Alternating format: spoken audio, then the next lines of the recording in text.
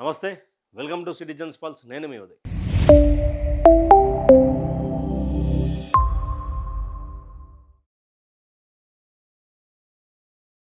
గత 10 సంవత్సరాలలో పాలన విషయంలో ఏ చీమ గరిచిన, ఏ కుక్క అరిచిన, ఏ దొంగతనం చేసిన, ఏ రాజు తన రాజ్యాన్ని నడిపించిన, ఒక విద్యార్థి రోడ్డు మీదకి వచ్చిన, ఓ నిరుద్యోగి ప్రశ్నించిన, ఒక సంఘం ఉంటుండే. ఆ సంఘం అంతా మేధావుల సంఘం అని చెప్పుకుంటారు. మేము తెలంగాణ రాష్ట్రం సాధించింది దీనికేనా? తెలంగాణ రాష్ట్రం అమరవీరులు ప్రాణాలు కోల్పోయింది దీనికేనా? లేలే కేసీఆర్ని గద్దె దింపాలే, నియంత్రణ దింపాలే, దొర పరిపాలన జరుగుతున్నది అని మొత్తుకున్న దాంట్లో నెంబర్ 1 పర్సన్ ఎవరైనా ఉన్నారంటే ఆకునూరి మురళి సార్. ఆకునూరి మురళి సారు ఆయన గతంలో పోరాట యోధుడు. కేసీఆర్ మీద పోరాటం చేసిండు. కేసీఆర్ అట్లా చేసిండు, ఇట్లా చేసిండు, అట్లా చేస్తాడు. కేసీఆర్ రాజశ్యామల యాగం చేసిన పేదల ప్రజలకు సంబంధించినటువంటి సొమ్మే. కేసీఆర్ కాన్వాయ్లు కొన్న పేద ప్రజలకు సంబంధించినటువంటిదే. ప్రభుత్వంలో ఉన్నటువంటి కేటీఆర్, హరీష్ రావు, కవిత, సంతోష్ రావు, గంగుల కమలాకర్, తలసాని శ్రీనివాస్ యాదవ్, ప్రశాంత్ రెడ్డి, క్యాబినెట్ల సబితా ఇంద్రారెడ్డి, క్యాబినెట్లో ఎవరు టైర్ పంచర్కి అయ్యి గాలి కొట్టించినా పైసలు అన్నీ తెలంగాణ సొమ్ము పోతుంది. ఈరోజు ఎక్కడ పోయిరు సార్? ఎక్కడ పోయిరు? గురుకులాలల్లా పేద బిడ్డలు ఫుడ్ పాయిజన్లు అయ్యారు. ఈరోజు రోడ్డు మీద పడి హాస్పిటల్ కడుపు నొప్పులతో మరణిస్తున్నటువంటి వార్తలు. తెలంగాణ రాష్ట్రంలో రైతన్నలకు రైతు భరోసా ఇప్పటి వరకు రాలే, రైతు రుణమాఫీ కాలే, రైతు బంధు రాలే, రైతు బీమా రాలే. ఇక చూద్దాం ఒకసారి, గతంలోకి ఒకసారి తోలితే కొన్ని తీసుకుందాం. అక్టోబర్ 2, 2023 ఈరోజు ఆదిలాబాద్లో 2 ఆటో డ్రైవర్లతో మాట్లాడడం జరిగింది. ఇద్దరు రెడ్డి వర్గానికి చెందిన పేద యువకులు, 10th డ్రాప్అవుట్స్. చాలా పేదరికంలో ఉన్నారు, ఇండ్లు లేవు, అప్పులలో ఉన్నారు, రోజుకు 400 మాత్రమే ఆదాయం వస్తుంది. చాలా బాధేసింది. తెలంగాణ వచ్చి 9 సంవత్సరాలు అయింది, ఏం మార్పు లేదు వాళ్ళ జీవితాలలో. బలంగా చదువురి. ఈరోజు ఆదిలాబాద్ జిల్లాలో ఆయన 2023 అక్టోబర్ 2 రోజు ఆదిలాబాద్ జిల్లాలో ఆటోలో పోతున్నాడు. ఆటోలో పోతుంటే అయ్యా నీది ఏ కులం అంటే రెడ్డి. రెడ్డి వర్గానికి సామాజిక వర్గానికి సంబంధించినటువంటి ఇద్దరు పేదలు 10వ తరగతి డ్రాప్అవుట్ అయ్యారు. పైసలు లేక వాళ్ళకు 400 రోజు సంపాదిస్తున్నారు. 9 సంవత్సరాలు తెలంగాణ వచ్చి ఏం అభివృద్ధి అయింది? కేసీఆర్ ఏం చేసినావు నువ్వు అనే క్వశ్చన్ చేసి నేను అడుగుతా ఉన్నా. అయ్యా, తెలంగాణ సమాజం అంతా ఆకునూరి మురళి గారిని అడగదలుచుకున్నది. తెలంగాణ సమాజం అంతా ఆకునూరి మురళి గారు మరొకసారి జాగో మేలుకో తెలంగాణ ప్రోగ్రాం చేయాలని. ఎందుకంటే ఇక్కడ క్రాంతిదళ్ అధ్యక్షుడు పృథ్వీరాజ్ గారు ఉన్నారు, మురళి గారు ఉన్నారు. వీళ్ళంతా తిరిగిరు, తెలంగాణ మేధావులు అని చెప్పుకున్నటువంటి వాళ్ళంతా తిరిగిరు. అయితే ఇదే ఆటో డ్రైవర్లు ఆ రోజులలో 400 సంపాదించుకున్నారు. ఒక రోజుకి గ్రామాలలో 400 సంపాదించుకున్నా అంటే వాడు 200 పోయినా 200 మిగులుతున్నాయి. అంటే వీళ్ళ లెక్కనే మాట్లాడుకున్నారు. తెలంగాణ రాష్ట్రంలో 2వసారి ముఖ్యమంత్రి అయినటువంటి రేవంత్ రెడ్డి గారు ఆ 10 సంవత్సరాలు పక్కన పెట్టండి. మరి వీళ్ళు వచ్చినాక మొట్టమొదట దెబ్బ కొట్టింది, కడుపులు కొట్టింది, కడుపుల లాద్దన్నింది ఆటో డ్రైవర్లకే కదా రేవంత్ రెడ్డి గారి ప్రభుత్వం. ఫ్రీ బస్సు పథకం పెట్టిన తర్వాత ఆ రోజు 400 సంపాదించుకున్న వాళ్ళు ఈరోజు పోయి అదే రెడ్డి వర్గానికి సంబంధించినటువంటి ఆ అన్నలు పేద బిడ్డలను అడుగుదాం. అయ్యా, కేసీఆర్ ప్రభుత్వంలో 400 సంపాదించినావు కదా, మరి ఫ్రీ బస్సు పథకం పెట్టినాక 400 రూపాయలు నీకు సంపాదన జరుగుతుందా అని. రోజుకు 100 రూపాయలు లేక ఆటో డ్రైవర్లు ఆత్మహత్యలు చేసుకున్నారు తెలంగాణ రాష్ట్రంలో. దీని మీద మాట్లాడారేం సార్ మీరు? ఆ రోజు 400 సంపాదించుకున్నట్టు ఇదేనా 9 సంవత్సరాల తెలంగాణ వచ్చిన దాంట్లో మనం ఏం సంపాదించుకున్నాం, ఏం సాధించినాం అని మాట్లాడారు. ఈరోజు ఎందుకు ఆటో డ్రైవర్ల మీద మాట్లాడారు? ఎందుకు? ఆటో డ్రైవర్లు హైదరాబాద్లలో రూమ్ రెంట్లు కట్టుకోలేక సస్తు బస్తు బతుకుతున్నారు. ఓలా, ఊబర్ ట్యాక్సీలు కట్టుకుంటా, వాళ్ళు కమిషన్ కట్టుకుంటా బతుకుతున్నారు సార్. మరి ఈ విషయంలో మాట్లాడారు ఎందుకు మీరు? తెలంగాణ మేధావులని చెప్పుకునేటువంటి మీరు కానీ, గంటా చక్రపాణి గారు కానీ, తెలంగాణ క్రాంతిదళ అధ్యక్షుడు పృథ్వీరాజ్ గారు ఇప్పుడు మాట్లాడుతూ ఉన్నారు రీసెంట్గా. పదవుల కోసం పెదాలు మూసారా సార్? ఇంకొక ఇన్సిడెంట్ చూపిస్తా. ఈడ ఆటో డ్రైవర్లకు దెబ్బ కొట్టిండు కదా రేవంత్ అన్న. తర్వాత ఇంకోటి చూసి ఇంకొక టాపిక్ ఆకునూరు మురళి గారు మాట్లాడింది. అకాల వర్షం కారణంగా రైతుల సమస్యల మీద రైతు స్వరాజ్య వేదిక ఏర్పాటు చేసిన రౌండ్ టేబుల్ కాన్ఫరెన్స్లో చర్చల తర్వాత ప్రభుత్వానికి ఒక పిటిషన్ ఇవ్వడానికి సచివాలయం వెళ్తుంటే పోలీసులు ఆకునూరు మురళి, కోదండరాం, రవి, పృథ్వీరాజ్ ఇంకా 25 మందిని అరెస్ట్ చేసి పోలీస్ స్టేషన్లో 3 గంటలు ఉంచిండ్రు. ఏం చేసిరు వీళ్ళు? అకాల వర్షం కారణంగా రైతులకు సమస్య వచ్చి ఏ రోజు ఇది 4 మే 2023 4 మే 2023 అకాల వర్షం వచ్చి పాపం రైతులు పంట నష్టపోతే వాళ్ళకు మద్దతుగా రైతు స్వరాజ్య వేదిక ఏర్పాటు చేసుకొని ఎవరెవరు? పృథ్వీరాజ్ అన్న గారు, మురళి సార్ గారు, రవి గారంట, తర్వాత కోదండరాం సార్ గారు, వీళ్ళు నలుగురు కలిసి ఒక రౌండ్ టేబుల్ సమావేశం పెట్టి రైతుల మీద సమస్య అవుతుంది, ఒక పిటిషన్ ప్రభుత్వానికి దాని సచివాలయం బయలుదేరుతుంటే ఆయన వాళ్ళని అరెస్ట్ చేసి ముషీరాబాద్ పోలీస్ స్టేషన్ కాడ అరెస్ట్ చేసి లోపలేసారు. రైతుల సమస్యల మీద బాగానే మాట్లాడారు సార్, చాలా గొప్పోళ్ళు మీరు. మరి 500 పైచీలకు రైతులు ఆత్మహత్యలు చేసుకున్నారు కదా తెలంగాణ రాష్ట్రంలో 2023 డిసెంబర్ 7 తర్వాత. దాని మీద ఏ రోజు ట్వీట్ చేయలేదండి మీరు? దాని మీద ఏ రోజు ట్వీట్ చేయలేదు? దాని మీద ఏ రోజు మీరు మీ కర్మ మీరు అనుభవించండి అని చెప్పి ఏ రోజు మాట్లాడలేదు మీరు? పదవుల కోసం పెదవులు మూసుకున్నారు.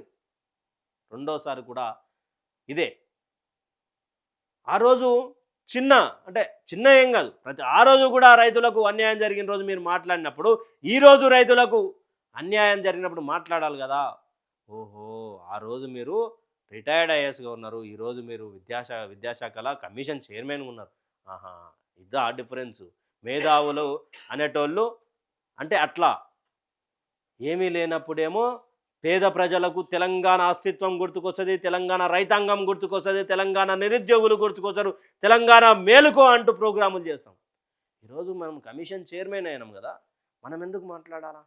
ప్రభుత్వానికి వ్యతిరేకంగా ఎట్లా మాట్లాడాలా? 500 రైతులు చనిపోతే కనీసం రైతు బీమా ఇప్పించిరా సార్ మీరు? గతంలో కేసీఆర్ పరిపాలన బాగున్నదా లేదా పక్కన పెట్టండి, దశదిన కర్మ లోపు 5 లక్షల రూపాయలు వచ్చాయి. కొంతమంది సన్నాసులు మాట్లాడతారు 5 లక్షల కోసం చచ్చిపోతారని మాట్లాడతారు. ఎవడు 5 లక్షల కోసం చచ్చిపోతారు? ఎవరు చచ్చిపోతారు? ఇక రైతుల గురించి ఈ సమస్య మీద మాట్లాడారు కదా. ఇక సారు గారి పెద్ద ఉంటే ఇంకొకటి, నిన్న మేము ఎంజిఎం ఆసుపత్రి చూసాము. ఆసుపత్రి పూర్తిగా పీజీ స్టూడెంట్స్తో నడిపిస్తున్నారు. ముఖ్య డాక్టర్లు పనిచేస్తున్నట్టు కనిపించలేదు. వాళ్ళు సొంత ప్రాక్టీస్లో బిజీ ఉండి ఉంటారు. ఎమర్జెన్సీ క్యాజువాలిటీ జనాలు కిక్కిరిసిపోతున్నారు. ధనిక రాష్ట్రంలో ఒక పెద్ద ఆసుపత్రి ఇలా ఉండడం చాలా బాధాకరమైనటువంటి విషయం అంటూ కూడా ఆకునూరు మురళి గారు ఇక్కడ కూడా ప్రభుత్వాన్ని పాయింట్అవుట్ చేసి మాట్లాడారు. ఎక్కడ మాట్లాడారంటే ఇదే, ధనిక రాష్ట్రంలో ఒక పెద్ద ఆసుపత్రి ఇలా ఉండడం చాలా బాధాకరం. నిన్నగాక మొన్న కాంగ్రెస్ పార్టీకి సంబంధించినటువంటి ఎమ్మెల్యే అనిరుద్ రెడ్డి గారి నియోజకవర్గంలో డెడ్ బాడీని కుక్క పీక్కు తింటున్నటువంటి సంఘటన మీ కళ్ళకు కనిపించలేదా?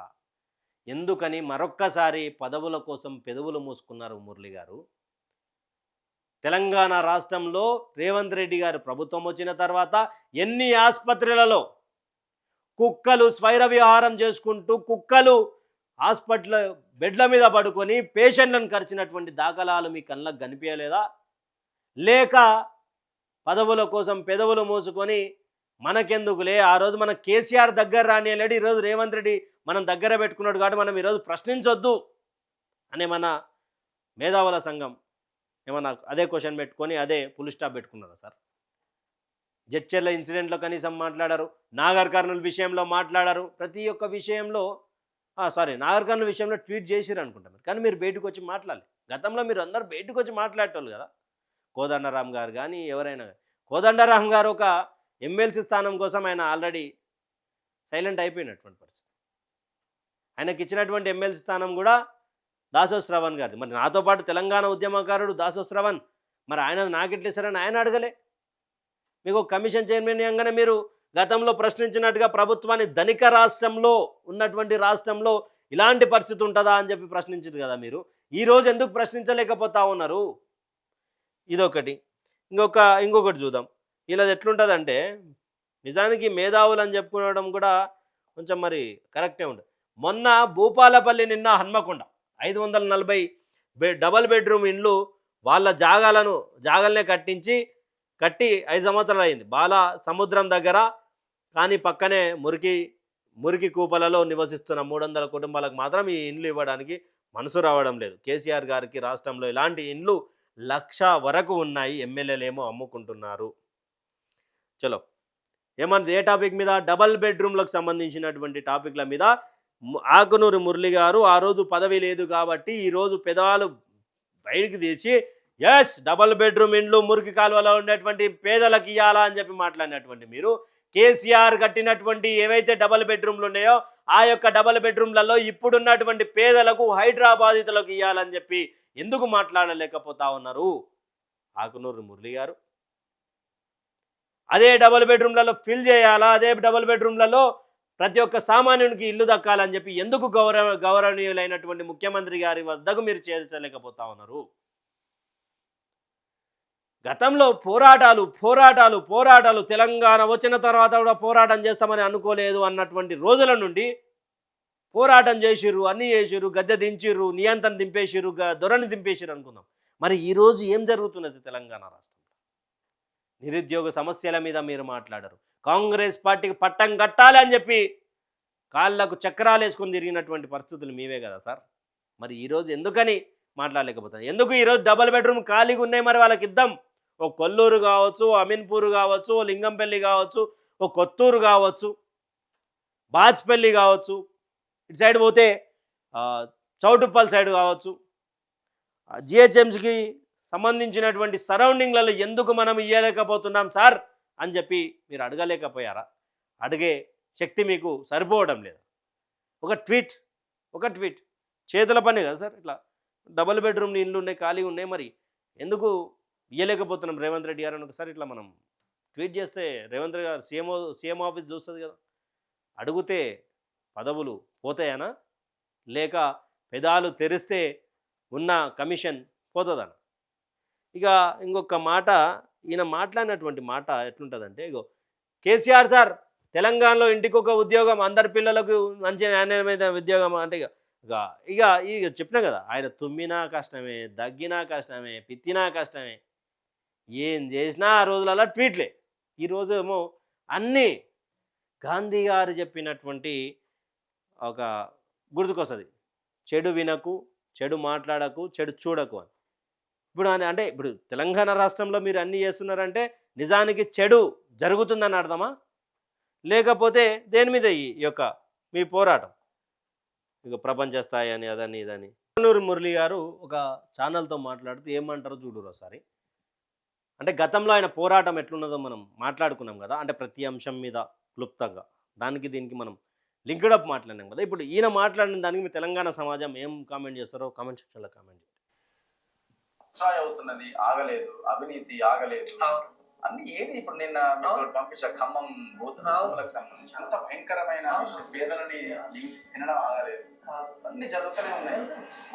సిస్టమ్ ఎట్లా మారాలి? దీనికి పబ్లిక్ ఎట్లా దీన్ని ముందుకు తీసుకెళ్ళాలి? పబ్లిక్ ఎట్లా ఉన్నారు సిస్టమ్ అట్లా సావండి, దీన్ని యాక్సెప్ట్ చేయండి అంతే. మీకు ఇంతే రాస్తుంది, ఇది కూడా కాంట్రవర్సీ అవుతుంది అని చెప్పేసి యాంకర్ మాట్లాడితే ఏమన్నాడు, మనకు అంత రాదు ఇంగ్లీష్ కానీ ఆయన లెక్క. ఇక ఎవరి పాపాన ఆడిపోతాడు, అనుభవించురి అని మాట్లాడుతూ ఉన్నాడు. ఎందుకు? ఈరోజు ఆకునూరి మురళి గారి మాట విని మేము ఓటేసినందుకు అనుభవించాలన్నా? నువ్వేమో పై స్థాయిలో కూర్చున్నావు, పెద్ద చైర్లో కూర్చున్నావు, పెత్తానం చేసే చైర్లో కూర్చున్నావు కదా మురళి సార్.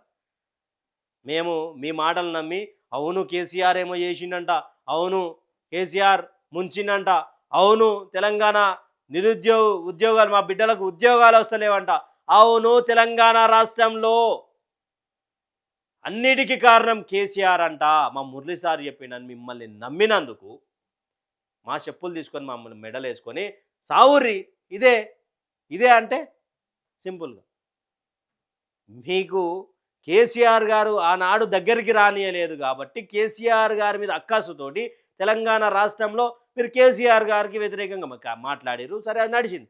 మరి ఎందుకు తెలంగాణ రాష్ట్రంలో ఉన్నటువంటి పబ్లిక్ని పిచ్చోలని చేసింది? ఏం అవసరానికి చేశారు? మీ యొక్క పదవుల కోసం తెలంగాణ రాష్ట్రంలో ఉన్నటువంటి బిడ్డలను మోసం చేస్తారా? తెలంగాణ అమరవీరుల వైపు మాట్లాడరా? 250 గజాలు ఎప్పుడు ఇస్తారని గల్లబట్టి అడగరా? అదే కమిషన్ చైర్మన్ లేకపోయి ఉంటే ఈరోజు మీరు రోడ్డు మీదకి వచ్చి మాట్లాడుతుండే కదా సార్. ఈరోజు ఒక క్రాంతి దళ్ పృథ్వీరాజ్ అన్నలాగా కొంతమంది మేధావుల్లాగా మాట్లాడుతున్నారు కదా, వాళ్ళలాగా మాట్లాడుతుండే కదా, ప్రశ్నిస్తుండే కదా ఈరోజు మీరు. అంటే కేసీఆర్ చేయండి రేవంత్ రెడ్డి ఏం అభివృద్ధి చేసిండంటే, ఎవడైతే గట్టిగా మొత్తుకుంటాడో అని తీసుకొచ్చి సంఘాలు పెట్టుకోవడం రేవంత్ రెడ్డి చేసిండు. మీరే మొత్తుకోకుంటే ఇక తెలంగాణ సమాజం అంతా ఇప్పుడు సాఫీ ఉంటుంది కదా. భూదాన్ భూముల విషయంలో ఆ విషయంలో మరి ఎట్లా అంటే ఎవరి కష్టం వాంది, ఎవరి సావు వాడు సావురు అని చెప్తున్నాడు సార్. ఎట్లా సార్ ఇదంతా? ఆయన చేసినప్పుడు తప్పైంది, ఈయన చేసిన ఎట్లా కరెక్ట్ అవుతున్నాయో అర్థం కావట్లేదు. విద్యాశాఖ నుంచి కోట్ల రూపాయలు అడ్డగోలు ఖర్చు అవుతా ఉన్నాయి, విద్యాశాఖలో లోపాలు బయటపడతా ఉన్నాయి. మరి మీదికెళ్ళి ఆకునూరు మురళి గారు ఏం సలహా ఇస్తారు రేవంత్ రెడ్డి గారికి అంటే, ప్రభుత్వ ఉద్యోగుల సంబంధించినటువంటి ఉపాధ్యాయులు ఎవరైతే ఉన్నారో వాళ్ళ జీతాలు ఎక్కువ ఉన్నాయి. వాళ్ళ జీతాలు ఎక్కువ ఉండడంతో ప్రభుత్వ ఉద్యోగులకు కూడా చాలా జీతాలు ఎక్కువైనాయి. ఆ జీతాలను కట్ చేస్తే బాగుంటుందని చెప్పి మళ్ళీ ఇంకో స్టేట్మెంట్ వచ్చింది. లేదు పాతోళ్ళకి కాదు, కొత్తగా ఎవరైతే వస్తారో వాళ్ళకి సంబంధించినటువంటి జీతాలు కట్ చేయాలా, తగ్గించాలని చెప్పి మాట్లాడతారు. ఏ రోజైనా ఒక్క రోజు మీరు తెలంగాణ రాష్ట్రంలో ఉన్నటువంటి ప్రతి ఎమ్మెల్యే 2.5 లక్షల రూపాయలు ఎందుకు తీసుకుంటున్నారు అని గతంలో 10 సంవత్సరాల కింద అడిగిరు కదా సార్. ఈరోజు ఎందుకు అడగలేకపోతా ఉన్నారు? ఎమ్మెల్యేలకు జీతాలు ఎందుకు, ఎంపీలకు జీతాలు ఎందుకు, వాళ్ళకు పెన్షన్లు ఎందుకు అని చెప్పి అడుగుతున్నారా సార్? ఓడిపోయినటువంటి వాళ్ళకు సగం జీతం ఎందుకు వస్తుంది, 1,25,000 రూపాయలు ఎందుకు వస్తున్నాయని క్వశ్చన్ చేయగలుగుతున్నారా? ప్రభుత్వ ఉద్యోగులు కష్టపడి వాడు జీవితాంతం కష్టపడి ప్రభుత్వ ఉద్యోగం చేసుకొని అందరితో పాటు పే స్కేల్ తీసుకుంటుంటే వాళ్ళ జీతాలు కట్ చేయాలని చెప్పి మాట్లాడతారే మీరు? ఏ రోజైనా ఎమ్మెల్యే, ఎంపీ, సీఎం జీతాలు కట్ చేయాలని అడిగిర్రా? అడిగేంత దమ్ముందా మీకు? కట్ చేపించేంత సత్తా ఉన్నదా మీకు? పోరాడేంత శక్తి ఉన్నదా? రాజకీయ నాయకులకు జీతాలు ఎందుకని మాట్లాడేంత ఉన్నదా? పేద ప్రజలను మోసం చేసిరు సార్ మీరు. పేద ప్రజలను, నిరుద్యోగులను మోసం చేసిరు, పేద ప్రజలను మోసం చేసిరు, రైతన్నలను మోసం చేసిరు, దివ్యాంగులను మోసం చేసిరు, వృద్ధులను మోసం చేసిరు, గీతా బీడీ చేనేత కార్మికులను మోసం చేసిరు, ఆఖరికి సింగిల్ ఉమెన్లను మోసం చేసిరు, ఎయిడ్స్ బాధితులను మోసం చేసిరు. మీ యొక్క మాటలు నమ్మి ఓటేసిరు సార్. రేవంత్ మాటలకు 25% వేస్తే మీ మేధావులని బస్సులు కట్టుకొని ప్రచారం చేసినటువంటి మీకు, మిమ్మల్ని నమ్మి తెలంగాణ సమాజం కాంగ్రెస్ పార్టీకి ఓటేసి బీఆర్ఎస్ను ఓడగొట్టింది. అది మా కళ్ళల్లో మేము పొడుచుకున్నట్టయింది సార్. ఇప్పటి నుండి అయినా పదవుల కోసం పెదాలు మోసుకున్నాడు బంద్ చేయరు. ఈ వీడియోపై మీ అభిప్రాయాన్ని కామెంట్ సెక్షన్లో కామెంట్ చేయండి. Thank you for watching. Stay tuned with citizen pulse.